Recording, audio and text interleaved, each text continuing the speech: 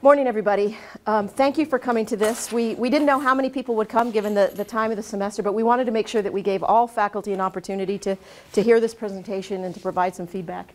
I've been doing presentations in a variety of places for the Budget Committee, for ALT, for our faculty senators, for faculty council, for admin council, to get this information out, but I wanted to make sure that faculty had a chance to hear it if you weren't a member of those groups. A couple of things. We're recording this so that sometime today or Monday morning we will have this recording, we'll have the PowerPoint, and then we'll have the flow chart available on PowerPoint, so people who aren't here will have the chance to look at the materials. So this is a session on program sustainability. This is called across the country a whole variety of things, but probably the most common is program prioritization.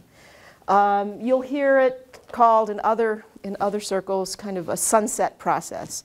But let me talk about why we started to look at this. For the last few years, the Budget Committee has said things, and this was kind of my introduction to it coming to the institution. The Budget Committee has said, you know, when we have to think about budget and when we have to think about allocating resources, it really seems to make sense that we would have a process for assessing whether programs are sustainable either in the short term or the long term. And how do we do that? Because if we were to do that, then we would have some resources available for reallocation for community needs or for programs that are doing well. And so we started to look at that.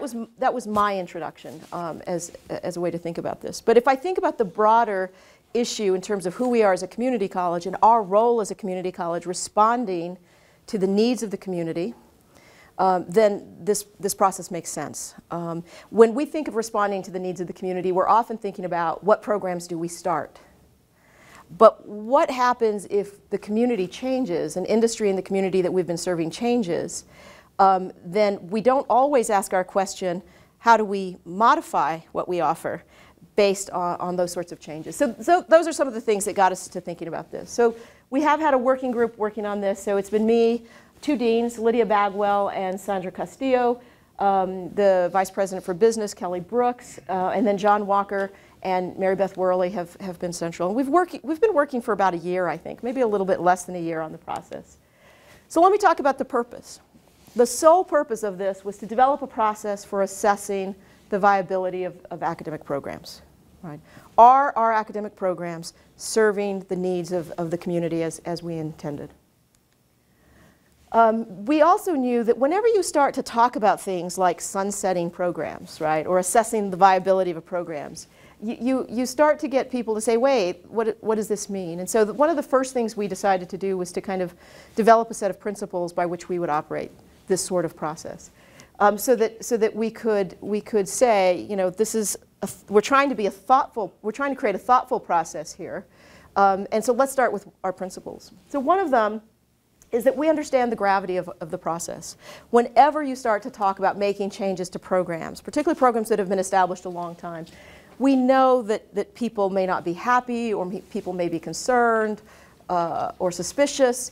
And so we just wanted to say, we know this is serious because we know faculty, advisory committee members, other community members, staff have investments in our programs, and we know that it's serious, right? And so we're not taking this lightly.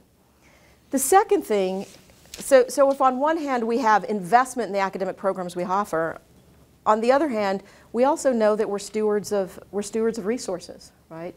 And we take that responsibility seriously. So that we want to make sure that we're using resources well, and that's important at the same time. Why do I feel like, here's the next one. The third principle was data, that we're not going to make any decisions or any recommendations based on what we think about a program or the history of a program or the perception of a history of a program. That what we're going to do is we're actually going to look at evidence. We're going to look at data. How are these programs doing? And using that data to make some recommendations or some decisions. And then the fourth one is we know that dialogue is critical, and you'll see that relatively quickly in the process, faculty, staff, advisory board members, community members will be involved in discussions. But I'll talk about that as we go through the process. But we do know that there are a lot of people who have commitments or investments in our programs, and we want to make sure everybody has an opportunity to address that. And then our last principle is we're committed to follow through. You'll see that this is not something that's easy to do. It takes a lot of thought. It takes a lot of kind of participation by a number of people. It takes lots of data, lots of information from a variety of sources.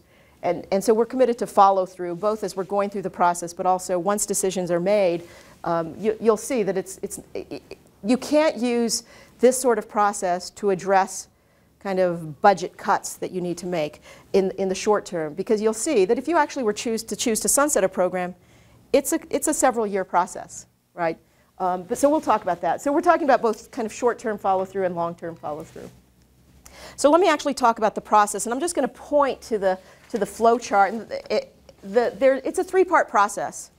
And if you look at the top of each column, you'll see in a red bubble phase 1, phase 2, and phase 3. So each column basically describes the process, each of those phases of the process. Okay? This flow chart is another representation of the information that I'm going to give in this presentation. It's a different representation, and some people will access the information more readily through visible means. I am not one of those persons.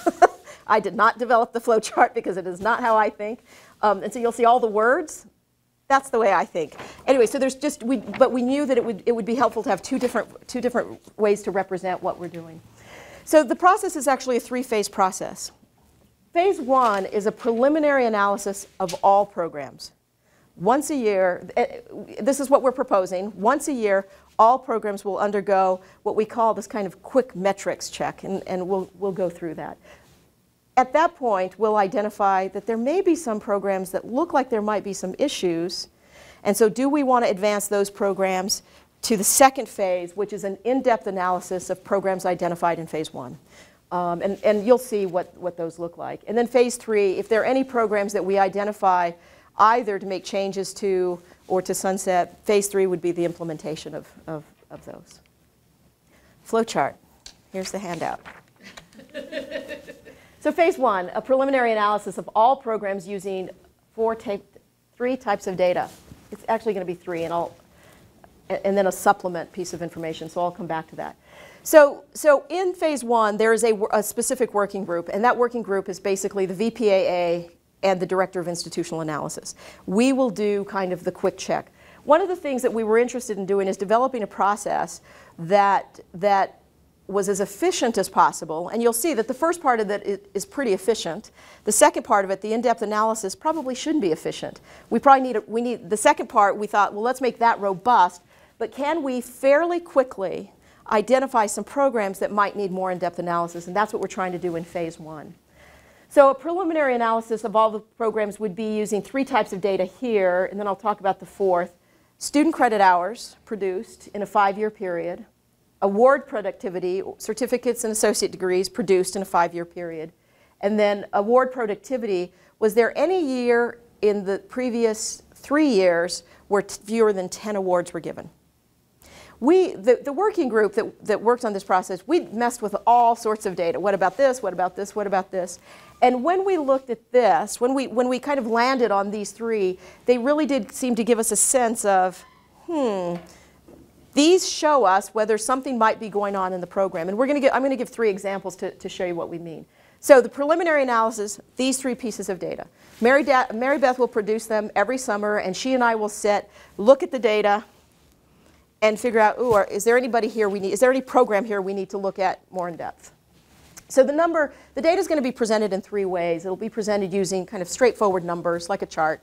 It'll be presented graphically as trends, with trend lines. And then we're also using kind of a statistical tool called goodness of fit to tell us, is there any variability here that we need to account for? And I'll show you some examples. So here's program 1, and these are all real programs. I don't remember which ones we chose now, but they're all real programs. And we chose the program so we could show, for demonstration purposes, you'll see what I mean. So if you take a look at program 1, in year 1, program 1 had 1,600 SCHs. In year 5, they had 2,800 SCHs. Okay, so there's clear growth from year 1 to year 5. And then if you were to look at the intervening years, you'll actually see that there's growth every year. Okay. You'll see the same thing with awards from 10 to 28, and every year there's some growth.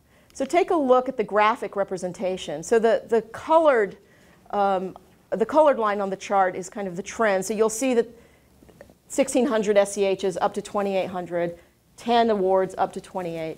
And then if you look at this, it's pretty obvious this is an upward trend, right? There's kind of, it doesn't take anything more than a glance to look at that and say this is an upward trend.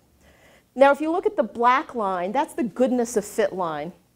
And I am not a statistician, so I just have to tell you that, and I'll do my best to explain it, the general idea. But the general idea is that there is a formula, and Mary Beth's actually included the formula. There's a formula up there that basically allows us to say, is there any variability that we need to account for? As the closer the trend line is to the goodness of fit line, I guess I consider that we can have more confidence that that's really what's happening, right? That it looks like, it can tell us this is really what's happening. And I'll show an example where you'll see the data is not on that trend line. Right. Mary Beth, is there anything you'd like to add? Yes, please. Please use the microphone. No, that was really good. It also indicates that on average how many credit hours a program is losing or increasing each year. It's just an average change in credit hours for the chart on the left, and then an average change in awards for the chart on the right. Great. Okay. Thank you, Mary Beth. So let's look at Program 2 data. So Program 2 started with 39, almost 4,000 SCHs, and 5 years later, in year 5, is at 1,300 SCHs. And you can see that every year there's a drop.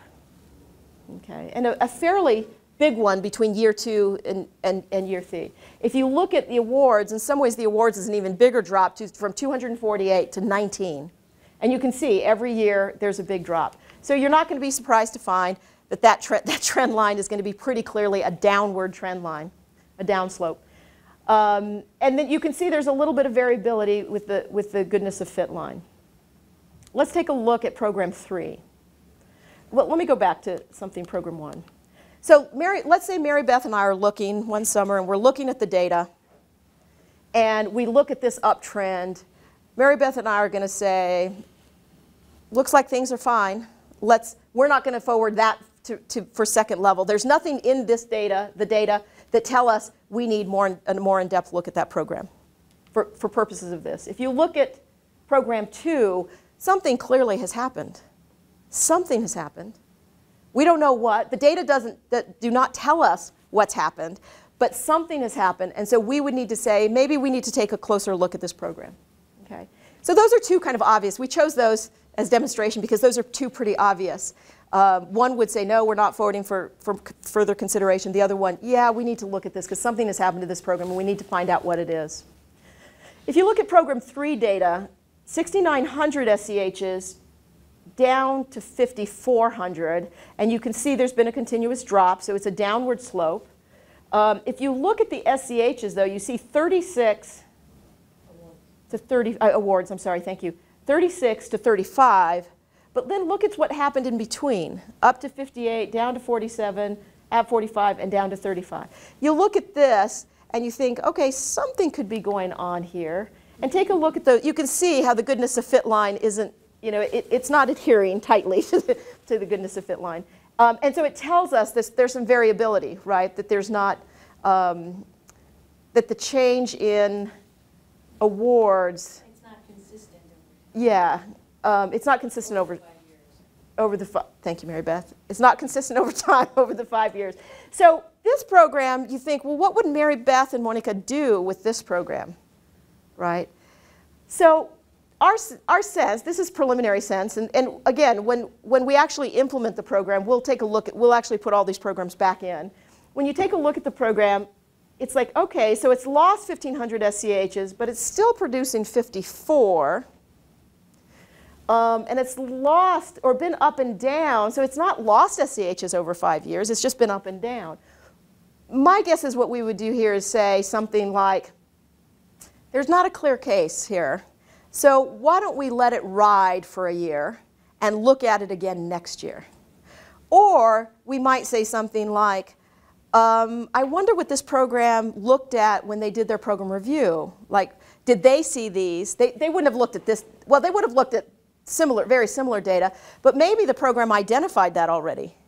Maybe the program identified that and has started conversations trying to understand what that is. Or that program, in their program review, might say something. In their conversations, they might say, what happened between 2011 and 2012, and have already pursued an answer to that. But this is probably not a program we would automatically say, let's take a look. Let's see what's happened. Whereas the other two, it would be clear kind of where they were headed. Okay, so the working group will look at these data, these 3 pieces of data. And if there's downward trends in 2 of the 3 areas, we probably are going to, it's very likely we're going to forward them. Again, we might have to make some judgment calls based on what we're seeing if something looks odd to us. But generally, this is the idea. You've got downward trends in a couple of these areas. Let's talk. Let's figure out if we can do more in-depth analysis. So then there's a 4th piece of information. And what we would do is Mary Beth and I would develop a list of, we're recommending these programs for phase 2 analysis, and that would go to the Executive Council. And we would meet with the Executive Council and kind of make the case for why we're making this recommendation. At the same time, though, and the Executive Council will get the information we had. They'll get the data we had.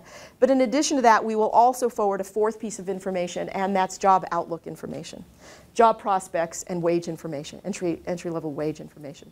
And here's one of the reasons why we're looking at that. Let's say that program with a precipitous decline was, I don't know, program Y. And let's say that when we look at job outlook information, that there's a fantastic outlook in our community, that there are jobs, and that the entry-level wage is something like $17 an hour.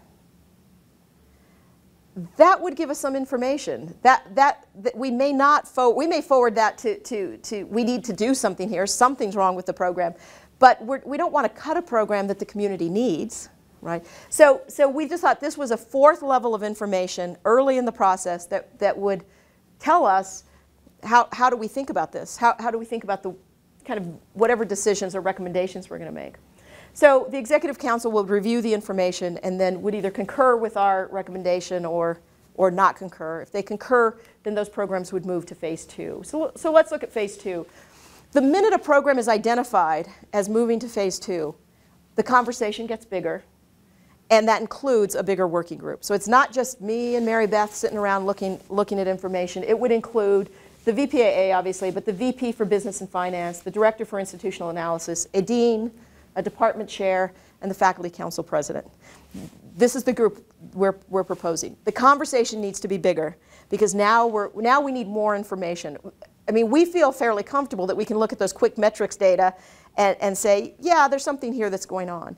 But once you start to say, we need a kind of more complete look, a more robust or full look, we need more people to be thinking about it. The phase 2 also includes a bunch more data.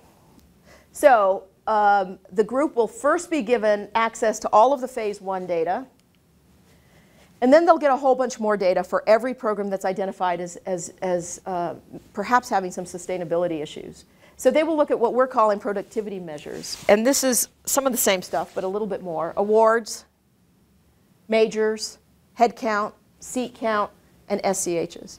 These are 5 or 6 different ways to say, how many people are you serving? Different way of looking at that, but it gives us that information is how productive is this program in terms of serving students.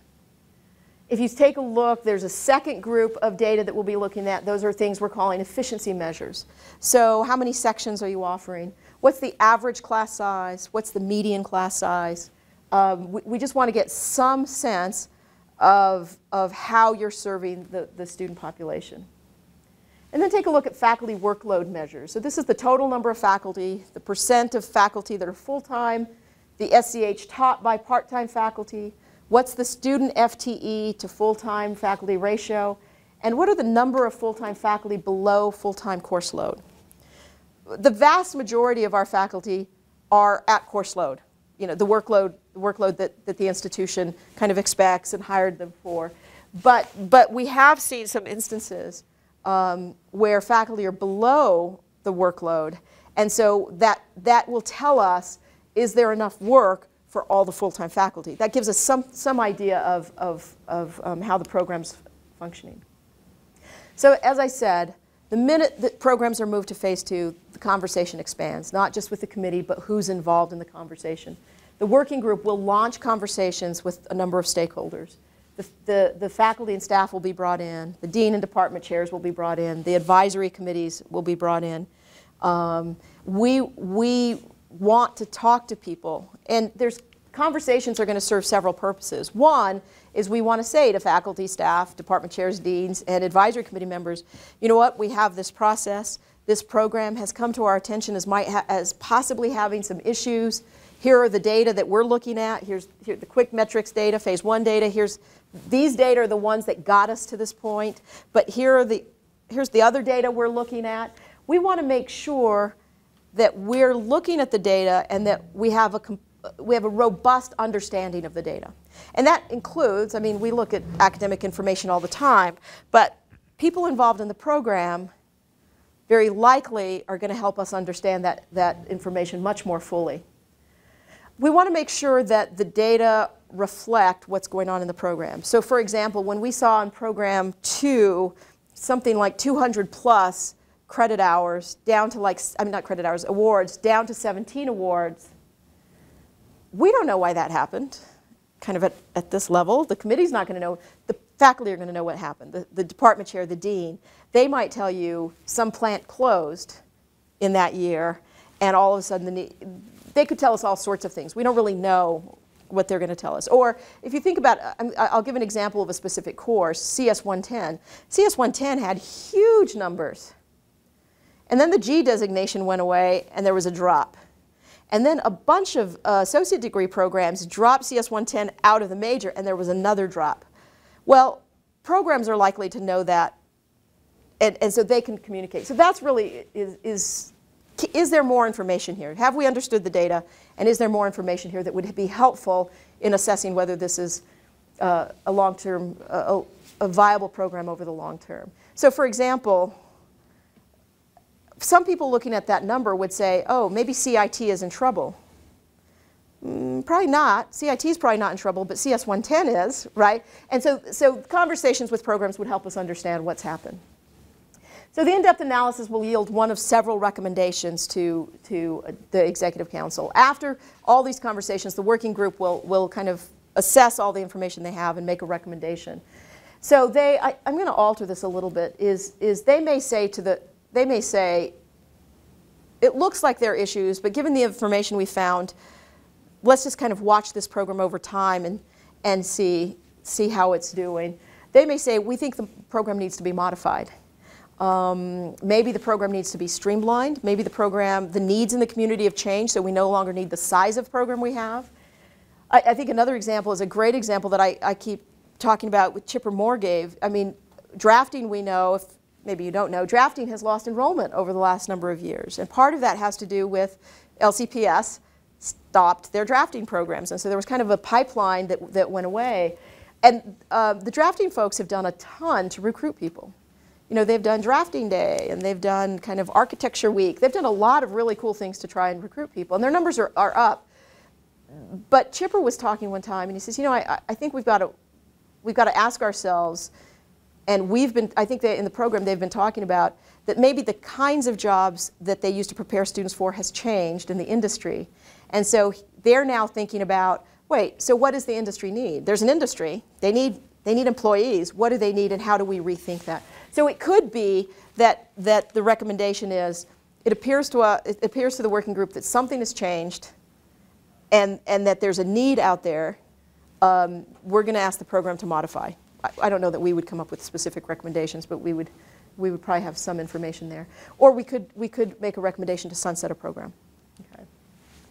So that would go to Executive Council. If Exec Council concurs with the recommendation, then we would move, that program would move to phase 3 for implementation.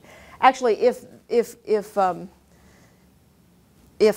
the Exec Council also agreed with a program needing to be modified, then it would also move into implementation, but it's a different sort of implementation. The sunset implementation, this is what tells you we have to be committed to follow through, because it's a big process. And this is why you don't go into this process to save money in the short term, because it's not going to be a short-term solution, right? So, because when we make this recommendation, it has to go to NMSU for approval. That means it has to go through Faculty Senate, it has to go through ADACC, it has to go through Dean's Academic Council. It goes through the whole process. You also have a commitment. We have a commitment to students, and so we have to develop a teach-out plan. We don't leave students in the pipeline, right? We develop a teach-out plan for them. We would also develop an employment plan. So let's say that there are other needs at the institution, and a faculty member who's in a program that we're sunsetting is qualified, and we have the need. We would certainly look to see whether a placement, an alternative placement, was possible. Our job here is not to get rid of people. That is not the goal in this sort of. Actually, the goal in this program is not to get rid of programs either. The goal is to make sure that our programs are serving the community in ways they need to be serving the community. Right? That's the goal. But we would then have to develop an employment plan should we sunset programs. We would also have to allocate program resources. Let's say you have a whole bunch of resources that were purchased by Perkins. Then there's some rules that would be applied, but we have to allocate all program resources, because you would have facilities, there would be equipment, there would be supplies, and we'd have to figure out how to reallocate those. And then we'd have to notify HED or HLC if necessary, or what. There's undoubtedly, we're going to have to notify them. It's what level of notification that we would have to engage in. So here's where we've done. For the last 2 semesters, the group has been working on developing this process, kind of going back and forth, trying different data sets, that sort of thing. We've drafted this process. We finished with it, and we've been presenting kind of all around town on the process. We will ask for feedback. If you've got feedback, I mean, I've been taking notes at all the meetings I've been presenting at, but if you've got feedback, feel free to share it with us. I will probably, once we post this on the line, I will also send out a notice to everybody that says, hey everybody, we've just done all these presentations. Here's the material online. If you've got feedback, please submit by X day. So I'll give people, I'll put out a notice for people to provide feedback and give people a deadline. And then the working group will come back and revise the process based on feedback. Our goal would be to launch the process late this summer. In summer 1, we would enter phase 1. And then in fall, we would phase 2. Enter phase 2 if it's necessary. My sense is that because we've not ever had a process for this, we've not sunset a program for a long time. It's been 10, 12, 13 years. The last couple that people have talked about are fashion merchandising and management. It's not construction management, it's like facilities management. Yeah. Those seem to have been the last 2. And so my guess is we might have more programs than average going into a phase 2 just because we haven't looked in a while. My sense is that there will be some years when we're not looking at programs through this process. I mean, we'll do the phase 1, but my sense also is that as program review gets rolling, that's where faculty will have the opportunity to think about what's going on, to look at their own data, to make changes to programs, kind of separate from this program improvement. And as people are doing that, there are just going to be fewer issues. So I suspect the first round or 2 will have a few programs that we'll be looking at in advancing to phase 2. My guess would be, that as we do those sorts of things, programs, there will be fewer and fewer programs we'll look at. But we have the process should we need it. I think one of the things that Sue Williams reminded me of Faculty Council, I think really nicely, is our goal is not, we don't want to cut programs, right? We don't want to cut faculty. We don't want to cut staff. We don't want to reallocate those resources. We do, though, want to be responsible both to our community in terms of what they need and to the state legislature and other funders of DACC that we use the money thoughtfully and responsibly. And so what Sue reminded me is that what this allows us to do, if there are in fact programs that get sunsetted, that it's not, we don't save that money, that money would get reallocated to other programs or new programs to serve our community, new versions of programs that would better serve our community. So I'm happy to answer any questions. What's that? Oh yeah, please use the microphone. Hi. And I know you mentioned that you weren't a statistician, but maybe Yeah. Mary Beth can answer. You had a slide up there and on the, Oops. right, yeah. Is that the one? Well, what's the correlation between them and so I see a decrease on the first graph, but it's pretty average. It's pretty average on the second. So I'm just wondering, I don't understand. I mean, I know one is total enrollment, right? The Yeah. first one is total Student credit hours. So it's been decreased, enrollment has decreased. Yes. And the second one is the awards. I mean, shouldn't there be a so Well, there's am I explaining That's a myself? good question. Well, the correlation coefficient is the R-square value, and that tells you how tightly those data points are fitting around the goodness of fit line. And so you can see on the right for the awards, the correlation coefficient, the closer it is to 1, the better the data points fit around the line. And so on the right, the awards trend line, they're just the variability of those data points are really significant. They're really great. And so that trend line doesn't really represent what's happening in that, with those data points. Yeah, There's just a lot right. of spread from year to year. There's been a lot of change in that program from one year to the next. So, but part of, I think, what you were also asking is, why do we have a decline in SEHs, And not in that. but not in that? That's a good question. And for that would come in phase 2. The department, the program would be able to explain what was happening, because there's going to be a lag between those student credit hours for 2010. Those students right. aren't all the same students who are graduating in 2010. So there's some of the students in 2010 for the student credit hours will also graduate in 2010, but not all of them. So there's this lag in credit hour compared to awards. So something may have happened in something, there's the 2010, 2011, the student credit hours were both over 6,800 credit hours, and you can see in 2011 the awards were the highest for those 5 years. And so maybe those 2 years are related to the increase in awards, and then something happened after 2011. So I don't know. The department, at that point, the department would be able to go in and describe what was going on with their program. So, And go ahead. So I'm just saying, you're saying that these SCHs over here might actually be reflected in the awards over here, not in the same year lineup. Not in the same year. Yeah. Probably it'll be reflected a year or two, maybe 3 years later, depending on the program and how long it takes a typical student to get through their program. Okay.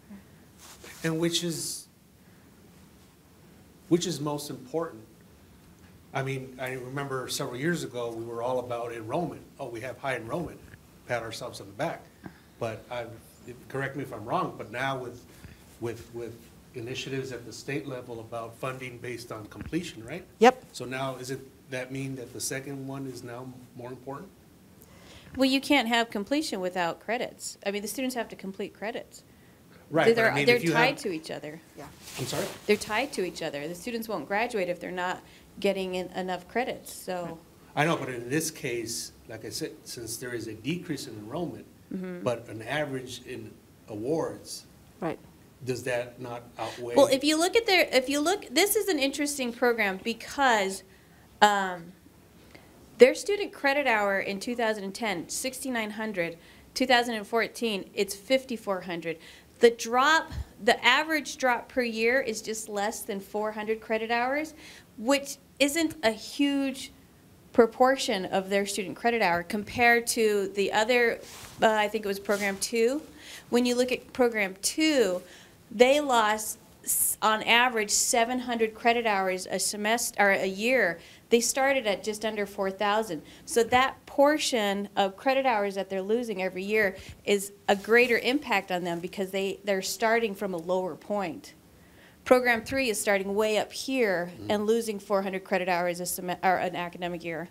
And it doesn't have the same impact as a smaller program losing more credit hours. Right. So that's the other part we have to look at is the ratio of loss compared to the total credit hours. So to answer your question about funding, so we're still funded on enrollment. And so we used to be funded on enrollment. That was the big thing. We still have enrollment funding, but in addition to that, we have completion funding. And that's the direction the state is headed in. So they're both important. Now we pay more attention to completion in addition to enrollment. I would say about completion, isn't it completion of course and completion of degree? Yes. Yeah. Oh, that's right. So it used to be enrollment at the beginning of the semester. Oh, go ahead, Dave. No, go ahead, please. I want to kind of follow up on Jose's question, though, and one first, as you two are the Stage 1, Phase 1 committee, when you see something like this, would this in fact prompt you that this particular program, looking at this data right here, this would go to Phase 2? We had a conversation about this program about 6 weeks ago, and we discussed what I just said about that program starting with a lot of student credit hours.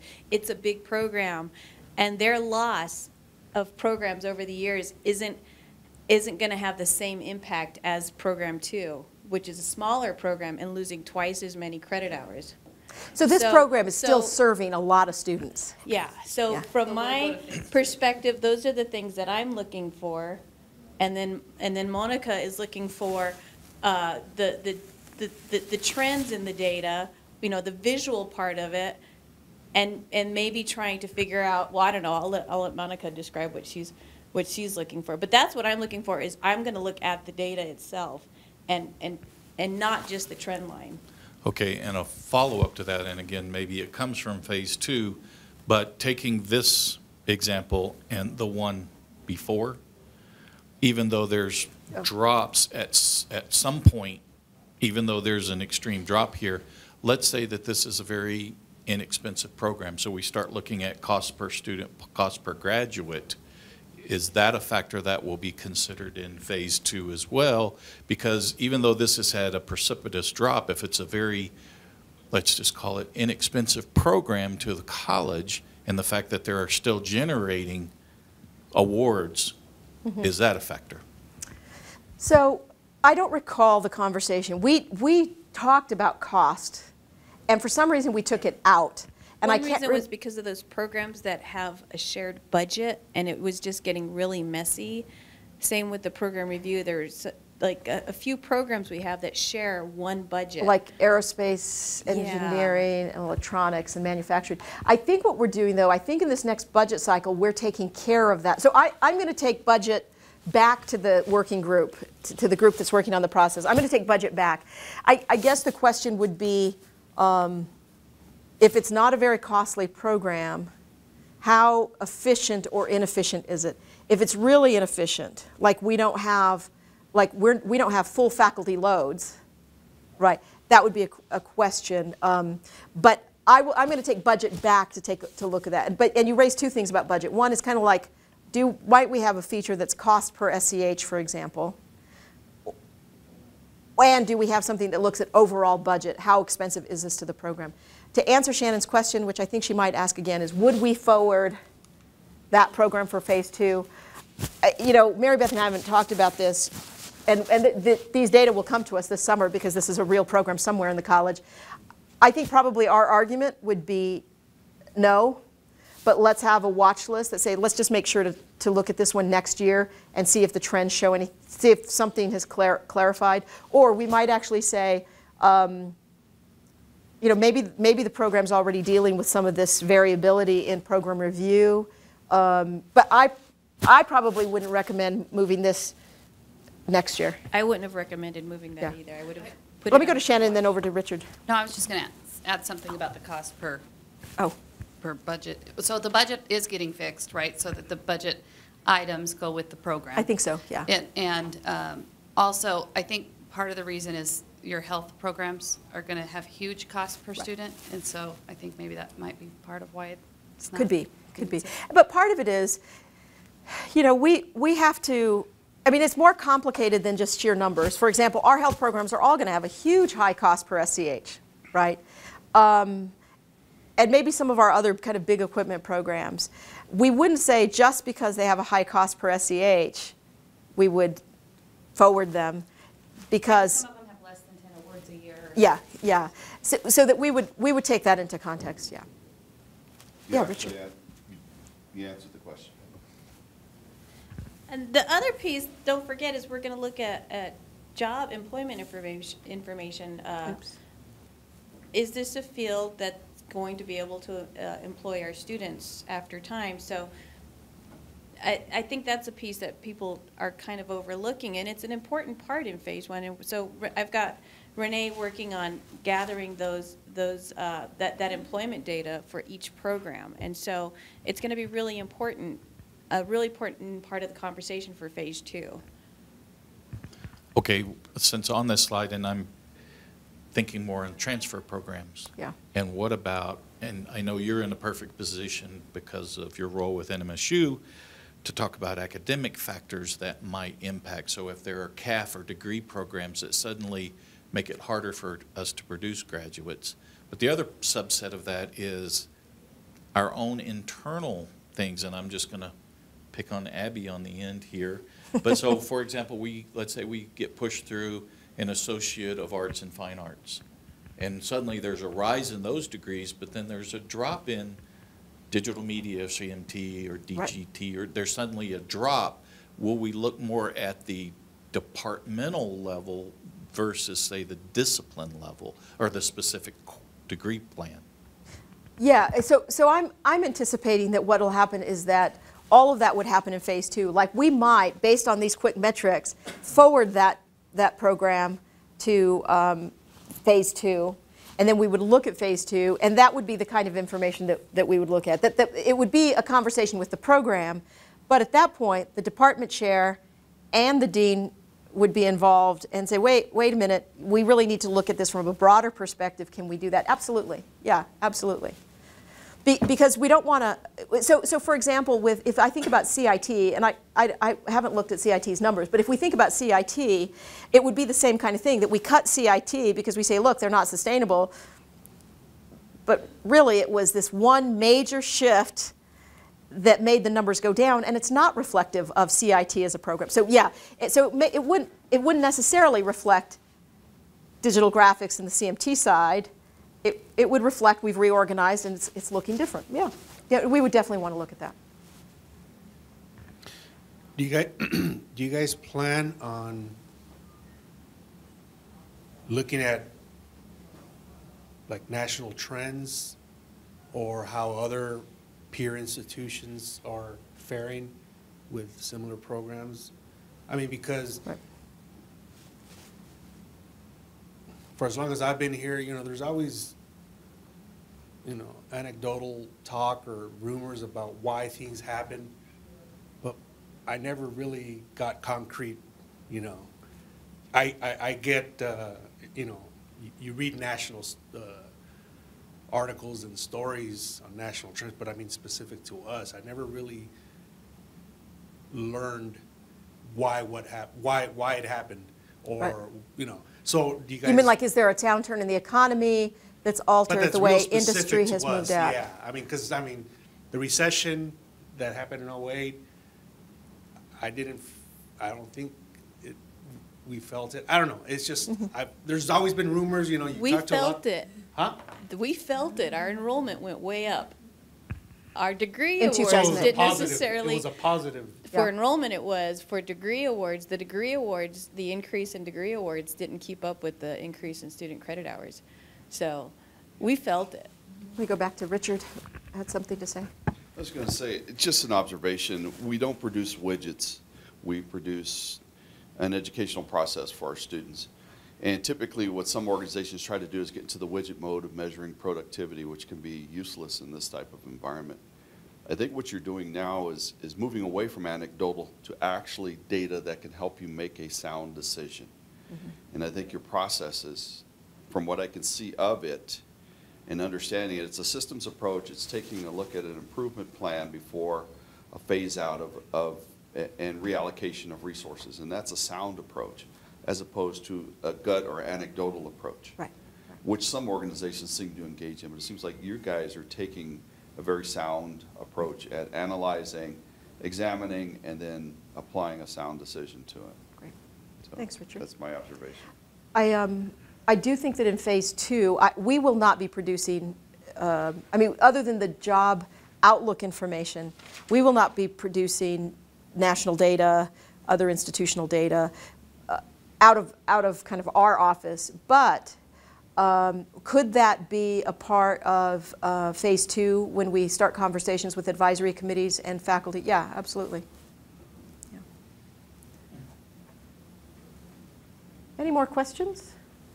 I'll tell you some of the other changes that in other groups have talked about is somebody's recommended that we produce 10 years of data, not 5 years, and that maybe the trends would be kind of clearer at 10 years. Some folks have recommended that that we have somewhere in the process, really phase 1, that we also produce similar data for the college. So what are the SCH and award trends for the college, maybe even for the division? Do we do something like that? And scale. Yeah. And scale, And that's right. That creates kind of a norming process for you. Mm-hmm. Right, right. And one of the things you have to notice, and Mary Beth, I think when I was talking with Mary Beth, somewhere in that formula, it gives us the same information as scale. Oh, okay. But you'll see, but I didn't notice it. So you'll see that this has a scale of 7,500 SCHs. This has 4,500. If you were actually to put them on the same scale, those lines wouldn't look as similar as they do, right? And so those are some of the things that we'll try to work out in terms of data and representation. Not sure there's a good answer here too, but as we built this based off of degrees, what about if we start switching to meta majors? How would we then look at the data? How would that be packaged? You mean on the like arts, humanities, social science? Yeah. So one of the things to think about, and sorry, I forgot to turn off my phone. One of the things to think about that we did not think about is that we're really thinking, because it's largely the CTE programs and or some transfer programs that are responding to needs in the community. That's kind of where we started. But I was thinking about this. I mean, obviously somebody's having a conversation. But when I went to HLC, I went to a conference on program prioritization, and one of the things they did, for example, is they used to teach something like 4 languages, foreign languages, and they cut 2 of the foreign languages out because they engaged in a similar process thinking about transfer and general education. And Dave, we're not, kind of like you found out with program review, we're not quite there yet. We've in some ways designed systems to think about CTE and some transfer, but we need to get there.